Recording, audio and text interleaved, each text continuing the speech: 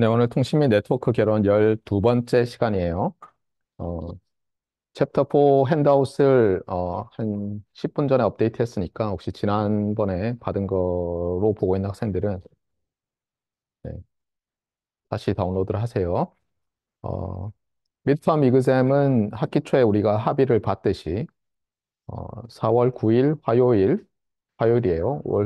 화요일 저녁 7시부터 9시까지 여기서 보는 걸로 이렇게 돼 있어요.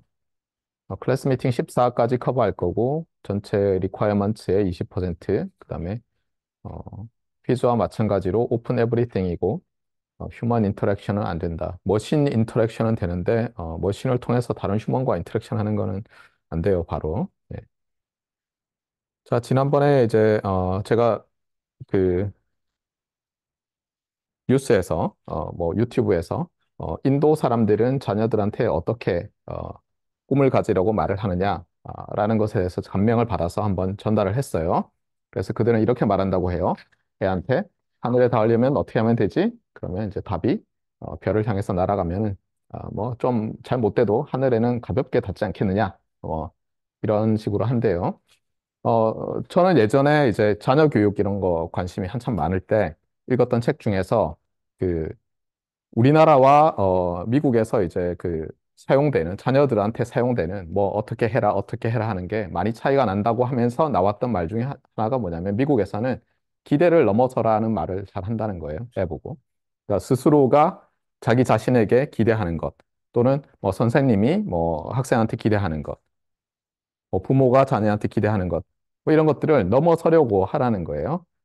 실제로 보면 이제 100이라는 게 있으면 내가 100을 하겠다고 하면 보통 도달을 잘 못해요. 뭐 여러분 다 겪어봤을 거예요. 그렇죠? 물론 가성비 따지면 딱 이렇게 100만큼 노력해서 뭐 어떤 노력해서 100에 딱 이렇게 어 플러스 엡실론만큼도 안 넘어가게 하는 게 최고겠지만 실제로 그렇게 하려다 보면 뭔가 이렇게 빵꾸가 나가지고 잘 안 돼요. 그렇죠? 그래서 여러분도 기대를 넘어서려고 해야 되는데, 이게 단지 기대를 넘어서라가 아니라 아주 적절한 비유를 했더라고요. 그러니까 하늘에 닿으려면 별을 향해서 날아가면 된다. 네. 자, 그거고요. 또 하나는 이제 여러분 나이대쯤 되면은 간혹 가다가 이제 인생의 회의를 벌써 느끼는 학생들이 있어요. 도대체 내가 왜 사나? 어? 공부도 재미없고 뭐 하는지 모르겠다. 그때 이제 이런 꿈을 가져라 이런 말 아무리 해봤자 소용이 없죠. 그렇죠? 꿈이 없는데 그때 이제 한 가지 여러분을 드라이브하는 방법이 공포로 드라이브하는 거예요. 그래서 여기 나와 있지만 어, 예, 드림으로 드라이브를 할 수 있고 여러분 스스로를 이제 피어로 드라이브할 수가 있어요. 근데 이제 가장 이상적인 거는 둘 다 있어야 돼요. 드림으로도 드라이브하고 장기적으로는 드림이 있는 게 드라이브하기 쉬워요. 그다음에 단기적으로는 피어가 아주 효과적인데 이거를 이제 합쳐서 어떻게 보면 합친 게 제 생각에 앵거인 것 같아요. 앵거. 예. 현실이 이제 자기가 추구하려는 거에 아직 도달하지 못했잖아요. 그러니까 스스로 이제 막 화가 나는 거예요. 아니, 아직도 멀었단 말이야. 이러면서 이제 스스로를 열심히 드라이브 하면 좋겠어요. 그래서 여러분들이 단기적으로 지금 어쨌든 모든 것은 단기적이죠. 그렇죠? 예, 오늘밖에 없잖아요. 그러니까 단기적으로 여러분을 가장 잘 쉽게 드라이브 할 수 있는 방법은 fear예요. fear. 그러니까 친구들끼리 있잖아요. 가장 자주 해줘야 될 말이 뭔지 알아요? 너 그러다가 어쩌려 그러니? 어? 이래가지고 어쩌려 그러니라는 말을 서로 자주 해주세요. 물론 이제 자기가 당할 때도 있겠죠. 그렇죠? 서로 하다 보면. 근데 그렇게 함으로써 어떻게 보면 여러분들이 우정이 돈독해지는 거죠. 서로가 서로를 구해주는 거죠. 자, 지난 시간에 우리가 이선의 거의 마지막까지 했고요. 오늘 이제 챕터 4로 드디어 들어가겠는데, 지난 시간에 했던 것들을 쭉 보면 어떤 거냐면, 이제 스위치 투 이서넷 가지고 이제 좀 설명을 했어요. 스위치 투 이서넷은 L2 스위치라는 것이 있어서 결국은 피지컬 레이어에서 받은 이 일렉트리컬 시그널을 우리가 로지컬한 비트로 바꾸고 그렇죠? 그뿐만 아니라 그거를 프레임이라고 불리는 이서넷 프레임이라고 불리는 그 레벨까지 이렇게 보는 거예요. 예. 이게 보면서 어떻게 합니까? 그 본다는 얘기는 결국은 이서넷 어드레스를 읽는다는 얘기죠. 예, 이서넷 어드레스는 맥 어드레스라고도 불리고 맥이라는 단어는 뭐 엄밀하게 정의하지 않았는데 할 거예요. 와이파이 하면서. 그러면 이제 스위치들은 뭘 가졌느냐 하면 포워드 또는 포워딩 테이블을 가지고 있고 이 맥 애드레스를 딱 까서 보고는 데스티네이션 어드레스를 까서 보고는 자기 테이블과 비교해서 어느 아웃풋 포트로 보내야겠다. 이렇게 이제 결정을 한다고 했죠. 문제는 뭐냐면, 이런 스위치들을 인스톨을 하면 어쨌든 얘가 학습을 통해서 이 네트워크가 어떻게 구성되어 있는지를 알아야 돼요. 그래서 이제는 거기에 프로토콜이 필요한 거예요. 처음에 케이블 이서넷이나 그냥 더미 허브 이서넷은 프로토콜이 그냥 간단하죠. 기기 자체가. 그렇습니까? 이서넷 어댑터가 그냥 뭐 컬리전을 센스하고 예를 들면 컬리전을 디텍트하고 이렇게 하면 되는데 이제는 스위치가 무슨 역할을 해야 돼요. 근데 이제 이런 표준을 디벨롭하는 그런 기관이 여러 개 있다고 해보세요. 그러면 그때부터 이제 난장판이 되는 거죠. 분명히 되는 줄 알고 사서 썼는데 호환이 안 돼요. 그럼 엉망이 되잖아요. 그래서 오늘도 보겠지만 점점 산업이 고도화되면 될수록 이 소위 말해서 친구를 만드는 게 중요해져요. 컨소시엄을 만들어요. 집단을 만들어서 때로 이제 승부를 하죠. 그러면 어떤 시장을 혼자 다는 못 먹어도 시장이 너무너무 커지기 때문에 다 못 먹어도 자기가 상당히 많은 부분을 먹을 수 있게 되는 경우들이 많이 있죠. 네. 그런 것들이 이선의 표준화에서도 나왔고, 우리가 오늘 볼 와이파이 표준화 단계에서도 또 나와 있어요. 그리고 앞으로도 계속 그렇게 갈 거예요. 그래서 이제 여러분들 중에서 CES에 가서 뭐 여러 가전업체들이 미래의 어떤 가전 기기들이 어떻게 될 것이냐 하는 것을 전시해 놓은 걸 봤을 텐데 그중에 보면은 이제 예를 들면 삼성전자 부스에 가잖아요. 그러면 삼성이 예를 들면 온갖 전자제품에 뭐 핸드폰 가지고 다 통제를 할 수 있다거나 서로 다른 회사 건데도 다 호환이 돼서 뭐 어떻게 되고 걔들끼리 정보를 교환하고 이런 것들을 가능하게 할 거다. 그러기 위해서 자기들이 뭘 하고 있다고 하는데 자세히 들여다보면 다른 회사들과 함께 구성한 어떤 컨소시엄 하에서 표준화 활동을 하고 있다는 말을 꼭 해요. 그렇다고요? 예, 혼자 다 먹으려고 하다가 혼자 배제돼서 망하는 걸 봤거든요, 예전. 소니가 뭐 그랬다고 하죠. 실제로 어떤 사람들은 그 베타 방식이 VHS 방식에 뒤에서 뛰어났지만, 어떻게 보면 성공적으로 시장을 장악하지 못한 이유가 뭐 소니가 다 가지려 그래서 그런 것은 아니다라고 얘기하는데 뭐 컨벤셔널 위즈덤은 그렇다고 하죠. 사람들이 얻은 교훈 중에 하나예요. 그러고 나서 그게 워낙 강렬했기 때문에 그다음부터는 혼자서 이 시장을 다 장악하려는 시도를 잘 하고 있지 않는 편이에요. 최근에 애플이 어떻게 됐나요? 뭐, 미 정부에서 애플을, 뭐, 걸었죠. 그래가지고, 이거는 독점법 위반이다. 그래서 그 법이 생긴 걸 보니까 1800 몇십 년대에 생겨가지고, 뭐, 이렇게 유명한 뭐, 스탠다드 오일인가요? 그런 것도 공중분해시키고, 뭐, 이런, 막강한 법이 있더라고요. 그래서, 소비자들을 위해서 그런 독점은 좋지 않으니까, 또 정부가 그런 법으로 못하게 하는 거죠. 예, 그래서, 미국에서도 보면은 뭐, 이렇게 독점적인 기업들에 대해서 뭐 관세를 때리고 이렇게 하는데 얼마 전에 이제 삼성이 비켜나갔죠. 예, 비켜나갔는데 뭐 그 이유가 안드로이드 시장 점유율이 떨어져서 아니냐라는 농담도 있던데 예. 하여튼 혼자 다 뭘 하려고 하면 안 돼요. 친구를 잘 만들어야 돼요, 여러분들이. 자, 어쨌거나. 그래서 이제, 네트워크 토폴로지를 알기 위해서 또, 패킷을 서로 주고받게 돼 있어요. 프로토콜이. 그리고, 이 그래프 티어리에서 나오는 트리라는 개념, 사이클이라는 개념, 그리고 스패닝 트리, 그 다음에 미니멈 스패닝 트리, 이런 개념들을 가지고 사실 미니멈까지는 아니지만 어쨌든 상당히 스패닝 트리 비슷한 놈을 빨리 만들어내려고 하는 시도들이 있었고, 그래서 그것들 이름을 더 뭐 스패닝 트리 프로토콜, 그다음에 레피드 이렇게 이름을 붙여서 계속 표준화를 해왔다. 이런 것이 이제 지난번에 이 스위치드 이서넷 관련해서 우리가 배운 거였어요. 그리고 이제 넘어가서 이 퍼포먼스 어널리시스라는 것에 대해서 설명을 했어요.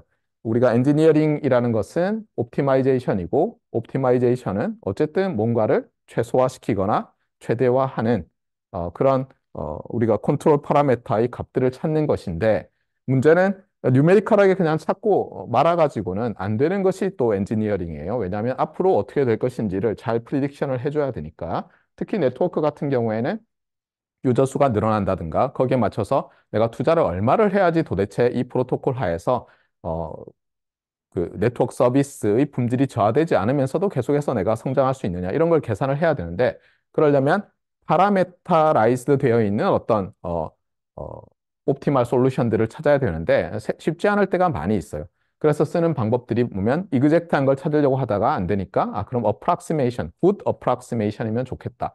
그런데 그냥 단지 good approximation이 아니라 뭐 upper and lower bound면 더 좋겠고 내가 컴퓨팅 리소스를 넣으면 넣을수록 점점 더 그 어퍼 로어 리밋 바운드가 타이트해지면 더 좋겠다. 뭐 이런 아이디어들이 많이 있다고 했어요. 그리고 이 네트워크 커뮤니케이션 시스템 퍼포먼스 어널리시스에는 항상 보면 네트워크이든 커뮤니케이션이든 우리가 uncertainty를 다뤄야 하기 때문에 확률 이론이 들어가 있고, 따라서 여러분들이 학부 시간에 확률 및 통계라든가 전자과 학생들은 전자수학 A, 확률 및 랜덤 프로세스 같은 그런 과목들을 들어놓는 것이 여러분들이 갖춰야 될, 지금 어떻게 보면 빈통이죠. 포스텍 뭐 이러면서 이제 다 나눠줬어요. 그렇죠? 툴박스들을 입학할 때. 근데 텅 비어 있는데 이제 거기 이제 채우고 있잖아요. 그러니까 좋은 툴들을 여러분들이 채우고 그 툴들을 잘 쓸 수 있게 되어야 되겠어요. 자, 그래서 지난번에 이제 알로하와 슬라티드 알로하 얘기를 하면서 굉장히 단순화해서 심플리파이해서 성능 분석을 했는데 흥미로운 게 뭐였어요? 다 무시하고 했더니 넌 슬라티드 버전보다는 오히려 슬라티드 버전이 효율이 주파수, 그러니까 그 대역이 주파수 대역이 잘 사용되고 있는, 그러니까 그냥 놀고 있는 것도 아니고 충돌이 일어난 것도 아닌 잘 사용되고 있을 확률이 거의 2배에 달하더라. 그런데 거기서 나왔던 게 흥미로운 게 그 E라는 숫자였죠. 그렇죠? 그래서 1 over E가 뭐 한 37% 정도 된다. 그리고 그 숫자가 다른 여러 그 probability와 관련된 문제들에서 등장을 한다. 그러면서 지난번에 뭐 secretary problem 그런 얘기도 했었죠. 그리고 여러분들이 흥미롭게 찾아보려면 소크라테스와 플라톤의 대화 이렇게 찾아보면 영어로 된 버전들도 막 있고 아주 흥미로워요. 네, 그런 것들이 있다 이런 얘기를 했어요. 자, 그 얘기를 너무 오래 하다 보니까 챕터 3를 다 못 끝내서 이제 이 부분을 못 했기 때문에 오늘 여기를 하고 그다음에 와이파이로 들어가서 어떻게 보면 이제 섹션 4.0에 해당하는 이 와이파이라는 이름이 도대체 뭐냐? 얘는 누가 표준화하느냐? 지금 몇 번까지 나왔느냐? 그다음에 이제 와이파이를 하다 보면 와이어리스 채널 관련된 얘기를 많이 해야 되는데 거기 관련된 여러 가지 이야기들을 하고 아마도 다음 주부터 본격적으로 교과서가 다루고 있는 이 섹션들을 보게 될 것 같아요.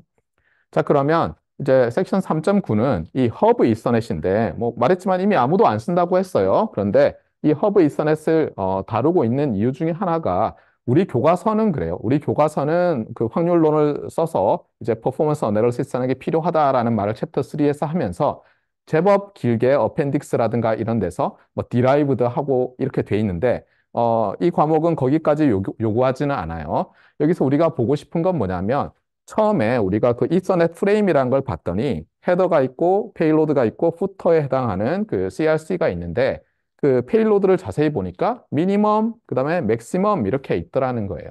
자, 그러면 이제 처음에 생각할 수 있는 건 뭐냐면 맥시멈은 왜 있지?부터 생각할 수도 있겠죠. 그렇죠? 맥시멈 사이즈는 왜 있을까요? 그냥 패킷이 엄청나게 크면 안 되나? 네. 그런데 생각을 해보면 너무 크면 어때요? 우리가 그 CSMA CD를 생각하면 물론 뭐 케이블 이서넷 뭐 이런 것도 마찬가지긴 하지만 한 녀석이 우연히 가장 먼저 보내기 시작해요. 그러니까 페이로드가 한 30만 년이에요. 그러면 30만 년 동안 다른 애들은 계속 캐리어를 센싱하면서 보내고 있군 하면서 못 보내게 되죠. 네. 그러니까 어떻게 보면은 이 CSMA, CSCD에서 프레임 사이즈를 줄여놓는 거는 조금 페어하게 그래도 랜덤 액세스를 할 수 있게 해주려고 그렇게 만든 거라고 볼 수도 있어요. 맞습니까? 안 그러면 한 명이 먼저 보낸 사람이 그냥 계속 보내면 되잖아요. 그리고 심지어 좀 악당들은 어떻게 하면 되겠어요? 조그만 메시지를 보낼 때도 굉장히 긴 걸 보내요. 네. 그러면 뭐 예를 들어서 프로토콜에 뭔가 함정이 있어가지고 다른 애들이 계속 기다리다가 너무 오래되면 예를 들어서 우리는 잘 모르지만 그 옛날 이서넷 표준을 보면 뭐 15초가 지나도록 캐리어 센싱 시도했더니 계속 비지하다 그러면 그냥 페일한 걸로 보고 나는 셧다운 이렇게 돼 있을 수 있잖아요. 그러면 악당이 쫙 바꿔가지고 이만한 걸 계속 처음에 보내놓고는 시작하는 거죠. 아무도 없으면. 네. 여러분들은 이제 그렇게 얘기하면 그냥 우스갯소리 하나 하겠는데 처음에 그 셀룰라 CDMA 있잖아요. 우리나라에서 셀룰라 폰 처음 나왔을 때 그때 이제 표준화를 한참 하고 있을 때 저는 학생이었어요. 여러분 같은. 그런데 그 디지털 통신을 가르치던 교수님께서 이러는 거예요. 저거 안 된다. 저거 지금 우리나라 회사들 다 붙어 있는데 저것 때문에 나라 망할 거다고 그렇게 하셨어요. 통신 전공하신 교수님이. 그러시면서 뭐라고 하셨냐면은 이 테크놀로지를 굉장히 잘 아시는 것처럼 설명하시면서 아, 그거 저기 용산에 가가지고 내 핸드폰 잘 안 터지는데 이거 파워 좀 세게 해주세요 해가지고 몇 명이 그 올리기 시작하면 그냥 다 와이프 아웃 돼가지고 다른 사람들 아무도 못 쓰게 될 거다. 이러셨어요. 그래서 저는 이제 학부 때니까 뭐, 교수님이 뭐 정확히 통신 전공했다는 거 말고는 뭐 전공한지도 모르고 그냥 이제 아, 그렇구나. 큰일 났네, 우리나라. 이제 이렇게 생각했어요. 왜냐면 그때는 기껏해 삐삐 차고 다니고 막, 삐삐도 한 번도 안 울리는데 그 뭐예요? 사고 나면은 이렇게 괜히 막 울리는 것 같은 느낌이 들어서 쳐다보면 아니고 이런, 여러분은 전혀 경험하지 못해서 그런 일들을 많이 했어요. 그런데 나중에 제가 교수가 돼서 이제 미국의 학교에 잠깐 있었는데 보니까 그 교수님이 그 제가 교수하던 그 학교에서 예전에 박사를 하신 거예요. 그래서 이제 티시스를 찾아봤어요. 검색하면 나오니까 그랬더니 CDMA를 전공하셨어요. 그러니까 너무 잘하니까 무슨 나쁜 짓을 하면은 이 시스템이 망가지는지도 아는 거예요. 예. 하여튼 어쨌거나 그래서 하고 싶은 말은 뭐냐면 여러분 디자인을 할 때 있잖아요. 항상 디자인을 할 때 여러 사람이 쉐어하는 걸 디자인하잖아요. 그러면 이 시스템을 어뷰스 못하게 만드는 게 매우 중요해요. 실제로. 누가 어뷰스하기 시작하잖아요. 그러면 이 전체의 어떤 도덕성이 그냥 쫙 바닥으로 내려가면서 그냥 약육강식의 사회가 돼버려요. 예. 그래서 이제 만약 여러분이 어떤 어떤 리더가 되잖아요, 조직에서. 특히 이제 회사라든가 이런, 그 영리를 추구하는 곳의 리더가 되잖아요. 그러면 여러분이 그 젊을 때부터, 입사할 때부터 너무 튀지 않을 정도로는 상당히 여러분의 소위 말해서 몸을 정리하고 이렇게 살아야 돼, 깨끗하게. 예. 그러니까 심지어 예를 들면 이런 거예요. 제가 충격을 받았던 게 이거예요. 일본에서는 그 직장인들이 핸드폰이 두 개래요. 그래서 왜냐 그랬더니 개인 휴대폰이 있고 회사에서 영업용을 준대요. 뭐, 괜찮아요. 그렇죠? 그런데 흥미로운 건 뭐냐면 이게 모든 곳에 다 그렇다는 건지 아닌지 모르겠지만 개인 휴대폰을 회사에서 충전하잖아요. 그러면 절도라고 생각한대. 믿어져요, 여러분? 예. 그러니까 뭐냐면 이게 스탠다드가 다 달라요. 여러분은 여러분이 가진 그 어떤 도덕의 스탠다드가 있잖아요. 제 나이 또래 사람들이 가진 스탠다드는 훨씬 낮고 저희 부모님 세대는 훨씬 낮아요. 참고로 여러분은 제 자녀 세대예요. 그러니까 거의 한 25년에서 한 30년 차이가 나는 거예요. 그러니까 이게 각각 차이가 나거든요. 근데 그러다 보면 어떤 일이 생기냐면 여러분도 그랬을지 모르지만 부모님을 보시면 상당히 저러시면 되나 이런 생각을 막 하잖아요. 예. 근데 저희 아들은 또 저를 보고는 저러면 안 될 텐데 할 거고 여러분의 자녀들은 또 여러분을 보고 저게 뭐야 할지 모르고 특히 여러분이 나중에 임원쯤 되잖아요. 왜냐하면 제 동기들이 임원이니까. 그러면 여러분이 행동하는 걸 보고는 여러분 회사의 신입사원들이 뭐라고 생각하겠어요. 예. 그런 면에서 여러분이 나중에 리더가 되려면은 좀 이렇게 미래의 한 세대 다음의 그 스탠다드를 가지고 좀 살아나야 돼요. 그렇다고 막 튀면 안 되죠. 예를 들어서 딱 가가지고 연구실에 연구 참여하러 갔는데 어제 교수님이 그러던데 형 그거 배터리 그거 충전하고 있으면 그거 절도 아니야? 뭐 이런 말을 할 필요는 없는 거죠. 그렇죠? 예, 괜히 왕따 당하지는 말고 하지만 본인은 원칙을 지키고 사는 게 필요할 수도 있어요. 자, 어쨌거나 그래서 표준을 만들 때는 어쨌든 이 어뷰스 누가 할 수 있는가 이거 항상 조심해야 된다. 특히 말했지만 쉐어링을 바탕으로 해서 효율성을 높이려고 하는 프로토콜에서 뭔가 이렇게 구멍이 있으면 큰일 나요. 자, 그래서 아까 말했지만 맥시멈이 있는 건 이제 이해가 가겠죠. 그렇죠? 맥시멈이 있는 건. 자, 그다음 미니멈은 왜 있을까 하는 거예요. 이게 미니멈이 상당히 이게 문제가 좀 있어 보이거든요. 예를 들면 나는 내가 IoT 기기예요. 그래서 보내야 될 게 그냥 한 시간에 한 비트 정도밖에 없어요. 그런데 이서넷 프레임을 보낸다고 생각하면 뭐 헤더랑 뭐 CRC는 안 보낼 수 없으니까 그럼 페일로드에 한 비트 실어 보내면 짧고 좋잖아요. 그렇잖아요. 그런데 그렇게 생각하면 왜 이서넷 프레임에다가 처음에 이 설계한 사람들이 미니멈 사이즈를 넣었는지를 이해할 수 없는데 그게 이 그림이에요. 그래서 이제 이 그림을 뭐 굳이 완벽하게 이해해야 되느냐라기보다는 이 example을 통해서 제가 이제 여러분들이 가졌으면 하는 어떤 이해는 뭐냐면 이 설계를 할 때 이 통신이란 것은 어, 이 종합 예술이라는 거예요. 그러니까 정말 서킷 하는 사람부터 저 위에서 이제 이 소프트웨어적으로 뭔가를 프로토콜을 만들어서 뭐 플로우 차트를 만들고 테스트하고 할 사람들이 전부 다 같이 일을 해줘야지 문제가 안 일어나요. 그러니까 여러분들도 이런 생각을 해야 돼요. 그러니까 나는 이런 쪽은 재미없어. 나는 저런 쪽은 재미없어. 이렇게 해서 안 하지 말고 여러분이 지금은 재미없어 보이지만 매우 재밌을 수 있거든요. 그런 것들이. 네. 그래서 여러분들이 너무 이렇게 재미없다고 안 하지 말고 적어도 뭐가 어떤 일이 발생하는지는 알아둬야 되고 특히 지난번에 얘기했지만 이렇게 일렉트리컬 엔지니어링은 두 개의 빌딩에 사는 건데 이 오른쪽에 있는 사람들 수학적 논리적 오퍼레이션을 재밌는 걸 하면 뭐 어떤 좋은 일이 생길까 하는 사람들도 여기서 무슨 일이 생기는지를 봐둬야 돼. 예. 그러니까 만드는 쪽, 그걸 구현하기 위해서. 그러니까 예를 들면, 어, 뭐 여러분도 많이들 그렇겠지만, 컴공과나 전자과에서도 이 과목을 듣는 학생들이 그렇겠지만, 뭔가 이 전자회로 이런 거 수업을 들으면 맨날 어프락시메이션이고 막 짜증이 나요. 그렇죠? 뭔가 명쾌한 게 없는 것 같아요. 그래서 난 저런 거 안 할 거야. 이렇게 생각하는 경우가 있어요. 저도 조금 그랬어요. 저도. 그런데 지나 보니까 어느 날 이런 생각이 드는 거예요. 여러분은 그 이렇게 모래 같은 걸 정제해서 그다음에 굴러다니는 돌에서 뭘 녹여가지고 금속을 이렇게 뽑아내가지고 여러분이 덧셈을 걔가 할 수 있게 만든다는 게 신기하지 않아요? 덧셈, 곱셈 뭐 이런 거? 뺄셈? 예? 신호를 증폭한다는 게 너무 신기하지 않아요? 적어도 예전에 이 지구를 지배했던 뭐 1억 년 가까이 지배했던 공룡들은 그런 거 못 만들어냈잖아요. 예. 인류는 만들어냈잖아요. 예. 대단한 것 같지 않아요? 예.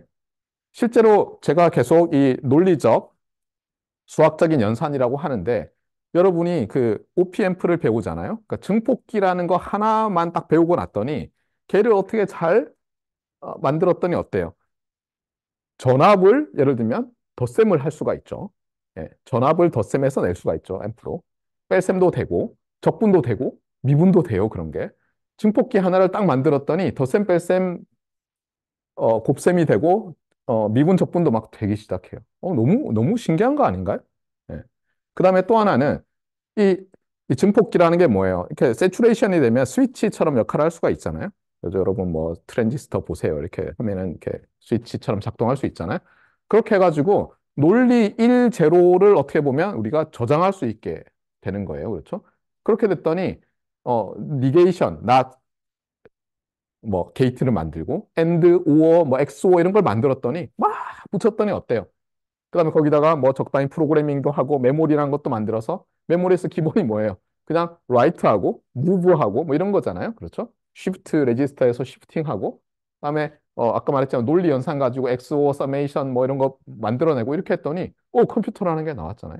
네. 그런 과정에서 하고 들어가면 마지막에는 뭐가 있어요? 소위 말해서 이제 트랜지스터가 있고 히스토리컬리는 물론 반도체로 되어 있는 그런 어떤 것이 아닌 뭐 진공관도 있었고 이렇죠. 네. 그러니까 너무 신기한 일이잖아요. 네. 그래서 여러분들이 항상 이 다른 곳에서 무슨 일이 일어나는지를 잘 알아둬야 되고 그리고 적어도 있잖아요. 자기가 잘 모르면 아는 사람한테 계속 물어봐야 돼요. 무슨 일이 일어나나. 예. 그것만 알았으면 뭐 한 3년 전에 엔비디아에 그렇죠? 왕창 투자를 해가지고 돈을 벌었을 텐데 참 안타까워요. 저는 1년 반 전에 저희 와이프가 그 토스에 가입하라 그래가지고 그 토스 알죠? 토스 그 가입했더니 뭐 주식을 미국 주식을 0.0016주를 주겠다는 거예요. 뭐 얼마어치를 해서 뭘로 할래요? 쭉 보니까 엔비디아가 있어요. 그래서 요놈 제가 딱 했거든요. 그러고 나서 좀 있다가 이제 미국 주식 뭐 이런 걸 시작해서 여기다 투자를 해야지 해놓고 안 하고 있었어요. 최근에 보니까 그게 500 몇십 프로 올랐어요. 예, 그래서 한 5천 원쯤 가지고 있어요.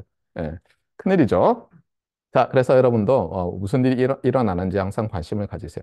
자, 이제 여기서 어떻게 하냐면 요걸 이해를 해야 되니까 이제 이게 뭐 그냥 케이블 이서넷이라고 보고요. 이 허브는 별로 중요하지 않아요. 여기서는 그냥 케이블 이서넷인데 요 네트워크가 어떻게 돼 있어요? 이렇게 돼 있으면 마지막에 터미네이터 두 개가 이렇게 달려 있잖아요. 편의상 그냥 케이블의 끝에서 끝까지를 생각하고 하필이면 제일 끝 양쪽에 요 두 개의 디바이스가 달려 있다고 해보세요. 이서넷 이네이블드 디바이스가 달려 있어요. 자, 그리고 우리는 어떤 과정을 하냐면은 A와 B가 이제 이서넷 프레임을 보내는데 이 프레임의 길이와 그다음에 이 케이블의 길이 뭐 이런 것들이 실제로 컬리전이 일어났을 때 얼마나 타임을 웨이스트하게 만드느냐 그게 최악으로 웨이스트 시키는 게 얼마냐를 알아보려고 하는 거예요. 자, 그러면 한번 봅시다. 일단 A와 B는 뭐 시메트리컬하니까 편의상 그냥 without loss of generality A가 먼저 전송한다고 하겠고 또 편리하게 하기 위해서 그전에는 캐리어 센싱을 시도했지만 아무것도 없었다고 합시다. 그래서 요게 이제 타임 다이어그램인데 타임 제로에서 A가 이제 패킷을 전송하기 시작했어요. 그래서 요 선이 나타내는 게 뭐냐면 요게 시간이 쭉 가면서 여기서 보낸 정보가 어때요? 이제 여기 도달을 하는 거죠. 그래서 여기 prop이라고 돼 있는 시간, 즉 propagation time이에요. 최대 propagation time이 딱 되면 그때부터 B가 이제 쭉 받겠죠. 그다음에 패킷 사이즈가 제법 길다고 한다면 뭐 이거 지금은 이거 잊어버리세요. 뭐 요쯤 도달할 텐데 자, 한번 봅시다.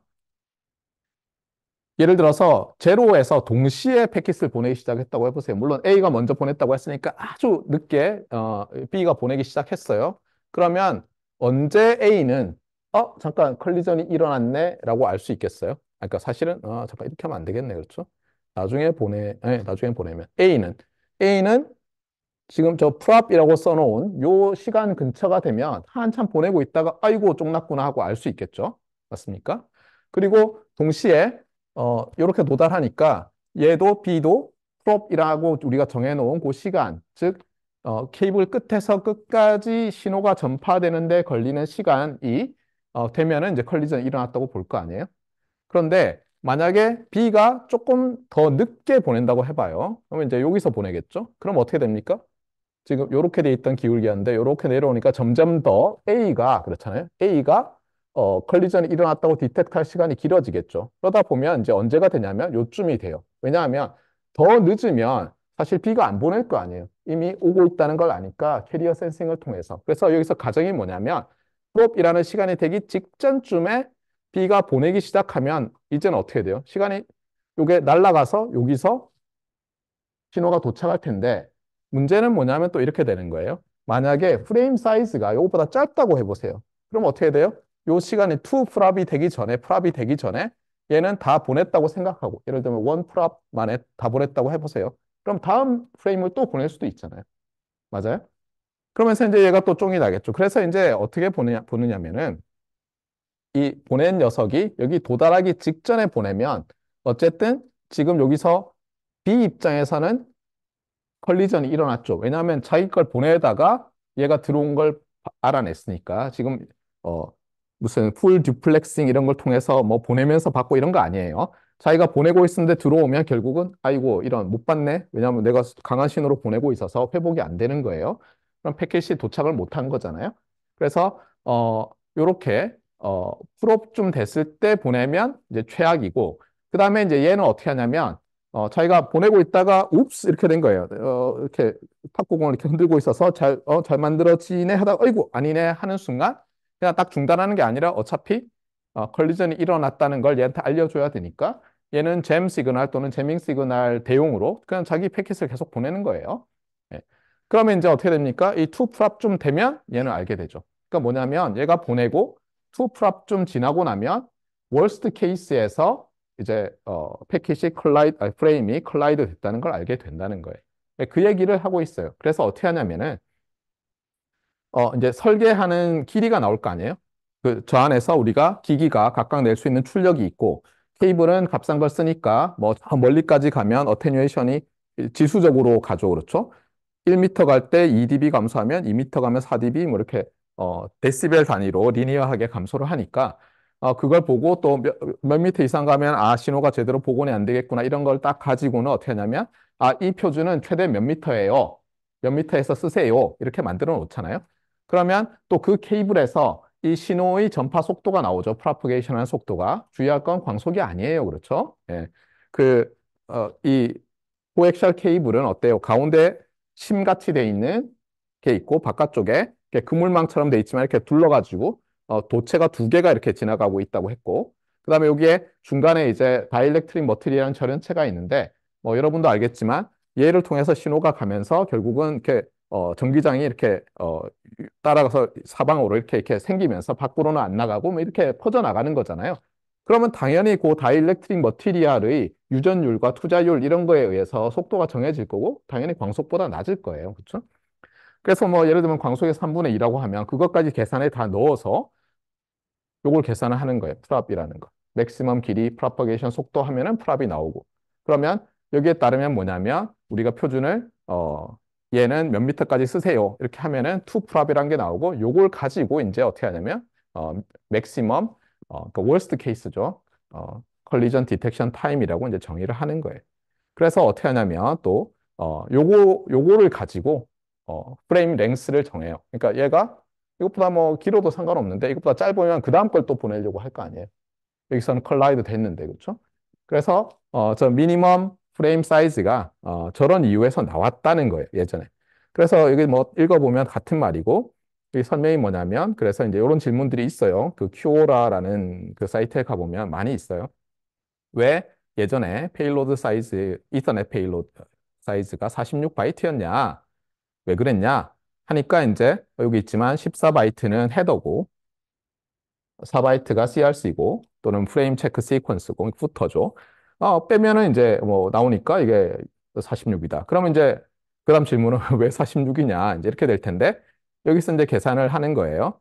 그래서 쳐다보면 10 베이스 5가 이제 케이블 이서넷인데 여기서 대충 계산을 해보면은 맥시멈 컬리전 디텍션 타임이 50 마이크로세크가 된대요. 그러면 이게 10 메가bps란 뜻이니까 대충 계산을 하면은 이게 512비츠가 되고 이게 다시 계산하면 64바이츠가 되기 때문에 말했지만 64에서 14 빼고 4를 빼서 어, 최소 길이가 46바이트가 나왔다. 이렇게 설명을 하고 있어요. 자, 뭐 대충 알겠죠? 예. 자, 그러면 이제 챕터 3가 드디어 끝났고 챕터 4로 들어갔어요. 네, 챕터 4도 보면은 이제 여기 베이직 오퍼레이션 이런 거 보면 상당히 아웃데이트 되어 있어서 우리가 요즘 많이 쓰는 뭐 여러 가지 좋은 기능들이 있잖아요. 뭐 그런 그런 것들에 대해서는 책에 안 나와 있어요. 여러분들이 이제 찾아보시면 되고 일단 와이파이가 뭔지를 봅시다. 그래서 여기 이제 설명하는 게 뭐냐면 우리가 이서넷과 이제 연결해서 생각을 하는데 전에 어떤 학생이 그런 질문을 했어요. 그러니까 대부분의 인터넷에서 가장 긴 구간을 차지하고 하면서 물론 조건이 있어서 거기서 어쨌든 백본이었지만 가장 긴 거는 어떻게 보면 와이어리스 랜 부분 아니냐. 사실 뭐 컴퓨터들이 물론 바로 연결돼 있는 경우도 있지만 일단 인류가 한 80억 명쯤 된다고 보고 그 사람들이 액세스 포인트까지 뭐 그중에서 한 40억 명이 가지고 있다고 보고 핸드폰을 물론 그 정도 되는지 모르겠지만 그다음에 액세스 포인트까지 10m라고 보고 막 계산을 하면 어 제법 멀거든요. 그렇죠? 해저 케이블보다 훨씬 멀 것 같은데, 어쨌거나 하고 싶은 말은 뭐냐면, 놀랍게도 지난 몇 년 사이에 이 스마트폰이 보급되면서 굉장히 많은 기기들은 이제 무선으로 인터넷에 연결이 되고 있는 거예요. 그 전에 사람들이 이제 어떤 생각을 했냐면, 이 로컬 에리어 네트워크를 와이어리스화 해야 되겠다는 생각을 해요. 그러면 자, 여러분이 이제 기존에는 유선이었는데 어떤 부분을 무선으로 바꾸려고 하면 어떻게 할 거예요? 자, 다 잊어버리고 자, let's start from the scratch. 이게 무슨 뜻이에요? 그냥 처음부터 그냥 하자는 거죠. 그냥 다 엎어버리고. 그렇죠? 네. 그렇게 안 하죠. 그렇죠? 네, 그렇게 하면 잘못하다가는 엄청나게 고가가 되는 제품이 나와서 아무도 못 사죠. 그래서 어떻게 하냐면 사람들이 처음에 이서넷을 최대한 일선에서 있는 표준들을 갖다 쓰면서 요거를 이제 좀 뭐 와이어리스 버전으로 바꿔야 되니까 수정해야 될 부분도 있고 뭐 이럴 거다. 자, 그래서 우리가 이렇게 하자. 이서넷의 와이어리스 버전을 만들자. 이제 이렇게 된 거예요. 자, 그래서 어떤 일이 벌어졌느냐. IEEE가 뭔지는 설명을 했어요. 그렇죠? 그다음에 802가 뭔지도 설명했고, .11은 이제 802의 산하에 있는 워킹 그룹 중에 하나가 만들어졌어요. 그래서 사람들이 제가 기억하기로는 뭐 80 몇 년일 거예요. 저기서 사람들이 굉장히 뭐 앞선 거죠. 야, 우리가 와이어리스 램 만들어야 되지 않겠니? 해가지고 이제 이서넷과 마찬가지로 레이어 1, 2 프로토콜을 만들겠다고 하는 거예요. 그럼 어떻게 됩니까? 기존의 레이어 3에 인터넷 프로토콜, IP라는 프로토콜로 돌아가는 게 있으니까 그걸 마디파이 할 필요는 없는 거죠. 그래서 하단에서 바꾼 거죠. 하단에서. 자, 이렇게 해서 결국은 레이어 1을 만들어야 되니까 이제는 무선이니까 라디오 웨이브를 어떻게 모듈레이션 할 거냐. 제가 모듈레이션이 뭔지는 얘기했어요. 예, 라디오 웨이브 캐리어가 있으면 걔의 앰플리튜드와 페이즈를 바꾸는 거라고 했었어요. 예. 그 다음에 어쨌든 우리가 이서넷도 지금 스위치드 이서넷으로 생각하면 이제 스타로 다 연결돼 있으니까 와이어리스 랜도 일종의 업링크는 멀티플 억세스고 다운링크는 브로드캐스트가 돼야 되겠네. 이제 이런 생각을 했어요. 여기서 제가 이제 또 한 가지 말하고 싶은 건 뭐냐면 그 무선 통신을 전공하는 저 같은 사람들은 이 하나가 있고 여러 개가 있고 쌍방향 통신이면 업링크는 멀티플 억세스, 다운링크는 브로드캐스트 이렇게 얘기하지만 컴퓨터 엔지니어링 하는 사람들은 그냥 멀티플 억세스 이렇게 얘기하는 성향이 좀 강하더라고요. 둘 나누지 않고. 그래서 멀티플 억세스를 할 때 이제 와이어리스니까 또 이제 뭐 컬리전이라든가 이런 것에 대해서 생각을 해야 될 거잖아요. 예. 그리고 다시 우리가 알로하 넷으로 돌아가면, 잠깐만. 와이어드일 때는, 케이블일 때는 신호가 서로 다 강하기 때문에, 캐리어 센싱도 아주 쉽고, 컬리전 디텍션도 나름 잘 되는데, 잠깐, 알로하일 때는 뭐였지? 멀리 있으면 신호 하나가 크고 작을 수 있고, 뭐 이런 게 있었는데 어떻게 되지? 약간 이런 생각을 할 수도 있죠. 그래서 뭔가 달라져야 되겠다는 생각이 들어요. 그래서 사람들이 이제 열심히 표준을 만들어서 처음에 짜잔 하고 냈어요. 그래서 요거부터 볼게요. 그래서 802.11 워킹 그룹이 처음에 표준을 발표했어요. 굉장히 옛날에 했죠. 그렇죠? 네. 자, 그래서 그러면 제가 잘못 알고 있나 보다. 90년대 중반쯤에 만들어졌나 보다. 예, 예. 자, 어쨌든 여기서 냈어요. 그런데 어, 이걸 이제 마디파이해서 좀 더 잘해야지 하는 생각 때문에 사람들이 이제 이걸 두 개로 스플릿을 해가지고 동시에 만들기 시작했는데 얘가 먼저 발표된 걸로 알고 있어요. 제가 알기로는. 그리고 얘가 훨씬 파퓰러해졌어요. 802.11b. 그다음에 A가 나왔는데 얘는 별로 파퓰러하지 않았어요. 그런데 11G라는 게 나오면서 이 A에서는 이제 OFDM을 썼거든요. OFDM이라는 변조 방식을. 얘도 갖다 썼어요. 예. 그 다음에 넘어가면서는 전부 OFDM을 바탕으로 한 모듈레이션을 하게 됐어요. 요즘은 모듈레이션이라고 안 하고 이제 웨이브 폼이라고 해요. OFDM 웨이브 폼을 바탕으로 한 걸 하게 됐어요. 제가 지난번에 한번 제가 94년 2학기에 그 100bps짜리 만들었었다고 했잖아요. 그러니까 뭐 상당히 앞서 있었어요. 그렇죠? 물론 100비트 per sec였지만. 그래서 지금은 이제 뭐 11AX 제품들이 많이 있는 거예요. 그리고 11AX도 두 가지 버전이 있어가지고 얘는 이제 훨씬 더 빠르게 전송할 수 있게 이렇게 되어 있어요. 네. 그러니까 제 기억에 넷기어사 제품을 한번 봤는데 2년 전에는 요게 한 100만 원 가까이 하더라고요. 집에 붙이는 액세스 포인트가. 네, 근데 지금은 이제 많이 가격이 내려갔겠죠. 이거 보면 알겠지만 이 알파벳을 붙일 때 뭐 도대체 어떤 룰로 붙였는지 여기선 좀 알 듯 하다가 C, D, E, F 모르겠어요. 그렇죠? 예. 그러다 보니까 이 상업적으로 저는 IEEE 802.11 모식이라고 부르는 것이 별로 매력적이지 않아요.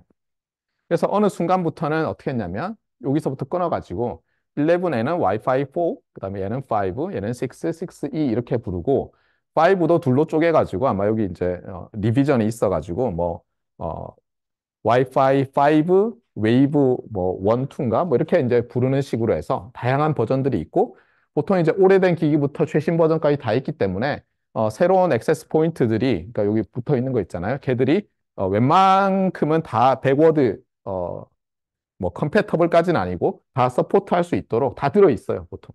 여러분 핸드폰도 뭐 LTE와 5G가 동시에 들어 있는 것처럼. 여기서 보면 이제 괄호를 쳐놨잖아요. 사람들이 이제 요거를 4560 공식적인 거고 사실 요거는 공식적은 아닌데 그냥 편의상 11B를 와이파이 1, 그다음에 A를 2, G를 3라고 불러요. 그러면 공식적이라는 게 무슨 소리냐? 이거 그냥 뭐 부르는 거 아니냐 싶은데 좀 이따 설명하겠지만 어, IEEE에서 표준화 활동을 하는 것과 별개로 또 인더스트리 컨소시엄이 만들어졌어요. 그래서 이 사람들이 어떻게 하냐면은 여기 나와 있지만 이 기기들을 서로 인증을 하는 거예요. 저 기관에서. 얘는 예를 들면 와이파이 5 서티피킷을 받은 거야. 이러면 이제 그 서티피킷 이렇게 뭐 무늬 같은 것도 쓸 수 있고 박스에 이렇게 하기 시작한 거예요. 그러면서 이 와이파이 얼라이언스라는 조직이 그냥 당연히 회사 사람들일 테니까 이름을 이렇게 붙이자고 한 거예요. 그전에도 와이파이라는 말이 사용이 됐는데 공식적인 이름은 아니었어요. 근데 워낙 파퓰러하니까 썼고 그 왜 와이파이냐 이걸 가지고 찾아보니까 어디 갔죠? 네, 요 말을 요걸 줄인 거래요. 와이어리스 피델러티 무선 신뢰. 피델러티가 신뢰인가요? 예, 예. 갑자기 뭐 어떤 사건이 생각나죠? 예, 그렇죠. 무선 신뢰해요. 뭐 이렇게 되는 건가? 자, 어쨌거나 그래서 처음에는 오피셜한 이름이 아니었는데, 와이파이 얼라이언스가 만들어져서 지금은 공식적인 이름이 됐고, 우리 교과서에서는 이 대쉬가 안 들어있지만, 공식적으로는 이게 이렇게 조그만 대쉬가 Y와 파이 사이에 들어있는 게 오피셜 이름이라고 해요. 자, 그래서 이제 다시 보면, 이제 지금은 요 시대고 그렇죠? 예, 요 시대고 예전에 거를 이렇게 이름을 붙였다. 그 다음에 이제 여기를 한번 보세요. 여기를 보면 맥시멈 링크 레이트 돼 있는데 그냥 뭐 전송 속도 이렇게 대충 생각을 하세요. 예, 봤더니 이건 뭐야? 1 메가 bps? 그러다가 어머나 세상에 뭐죠? 뭐 엄청나죠, 그렇죠? 예, 점점점 빨라지고 있어요. 제가 얘기했지만 더 많은 계산을 할 수 있게 되고 더 짧은 시간에. 그런데 이게 이제 흥미로워요. 오늘은 주로 이제 여기에 대해서 얘기를 할 텐데 여기 보면 라디오 프리퀀시라고 돼 있잖아요. 예. 이게 이제 여러분들은 물론 이제 공대생들이고 뭐 이러니까 안 그러겠지만 저희 예를 들면 부모님 좀 되시는 분들은 있잖아요. 물론 저희 아버지도 이제 공대를 하셨지만 워낙 옛날 분이시라서 이렇게 얘기하면 예를 들면 5G라는 셀룰라 폰과 그 5GHz 뭐 여기 나와 있는 뭐 2.4 GHz의 센터 프리퀀시를 구별을 못 하세요. 일단 G가 붙으면 다 똑같은 걸로 생각하세요. 그러니까 5G는 예를 들면 5GHz에서 뭐 작동하는 뭐 그런 걸로 아닌 거죠, 그렇죠? 그 G는 제너레이션이고 이거는 주파수에 해당하는 거고. 또 하나 구별 못 하시는 게 뭐예요? 전송률과 주파수를 구별을 못 하시죠. 예. 뭐 몇 메가 뭐 이러니까 예를 들면 하드디스크 용량도 구별 잘 못 하시죠. 야, 저기 5G는 5기가냐? 뭐 이렇게 생각하시는 거예요. 예. 이게 참 큰일인 거죠. 여러분들도 행여 그런 착각을 하고 있었다면 절대로 이제 하면 안 돼요. 얘는 뭐냐면 이게 지금 와이어리스니까 결국은 라디오 웨이브를 쓸 거 아니에요? 전자기 파이 일종의 라디오 웨이브를 쓰는데 그러면 얘가 전기장과 이렇게 가면서 지금 제가 요 점을 따라서 쭉 이렇게 보면 여기서 전기장이 요 자리에서 이렇게 막 형성되잖아요. 그렇죠? 얘가 얼마나 빠르게 오슬레이트 하느냐를 나타내는 거예요. 맞습니까? 예.